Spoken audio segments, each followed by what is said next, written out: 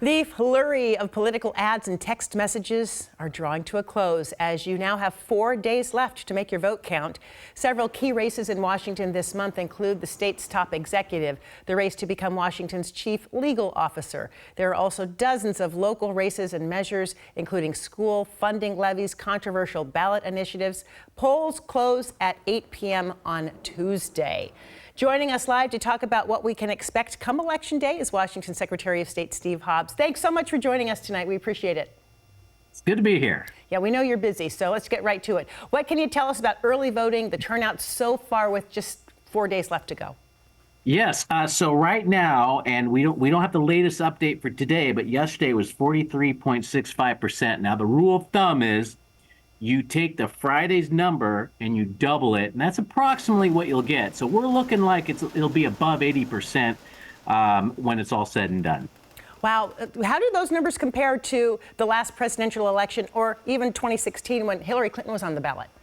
Well, I'm glad you asked me that because I have it right here. So we have 84.14% in 2020, and in 2016 was 78.76%. And what was interesting is in the last primary that we just had, a whole bunch of ballots came in the last couple of days. I think it's because people were holding them because they didn't know really who to vote for. There's a lot of open seats across the state of Washington. We have the initiatives going on now, so that might cause people to delay a little bit more. But it's going to be a good turnout. Yeah, it's encouraging to see people exercising their right to vote. I want to talk about the burning of the ballot box in Vancouver, Washington. As you know, it made national headlines. It put the focus squarely on election integrity and security, not just here, but across the country. What concerns do you have? What is your office doing to address those concerns? Yeah, obviously we're concerned that if it happens again, that's why working with the 39 counties and local law enforcement. And I gotta tell you, Clark County's done a great job. Their auditor, Greg Kimsey, has really stepped up to the plate. There's 24/7 observation on these drop boxes by 2 workers each, and then of course increased patrols by the local sheriff and law enforcement there. And of course, I think you've heard reported the National Guard's on standby, but I think with the observation there, it should be good. Hopefully no one will hit those drop boxes again.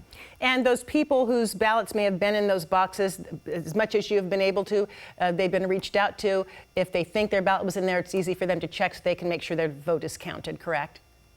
Absolutely, and I would encourage everyone, not just in the Clark County, Vancouver area, but anyone out there to go to votewa.gov and check the status of your ballot just to see where it's at. And it's not too late. I mean, you can vote all the way to Election Day. Just make sure it gets in before 8 p.m. on that Tuesday. And then I want to ask you about social media. We're getting bombarded with propaganda. U.S. intelligence agencies just today said a lot of this has been backed by Russia, designed to interfere in our elections. What's your advice to voters about what to watch out for leading up to and beyond Election Day?